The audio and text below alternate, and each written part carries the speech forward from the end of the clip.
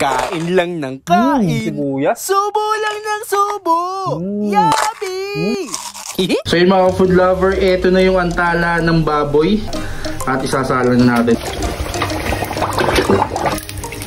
Lagyan natin ng iodize. Mekos na. At itabi muna natin ito mga food lover. At maghiwa lang tayo ng sibuyas. Slice lang natin siya. At magayat naman tayo ng sili. Kalahating lemon.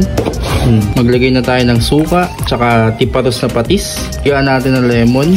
Ilagay natin ng sili. At ilagay natin ng sibuyas. Maglagay tayo ng asukal. Lagyan din natin ng paminta. Tsaka natin haluin. Bukod dun sa malaking chicharon, nagluto din tayo ng maliliit na chicharon. So yun nga mga ka-food lover, at eto na ang pinakahihintay nating napakalaking chicharon. Lagyan po natin ng sibuyas. Itry natin itong baba ng baboy.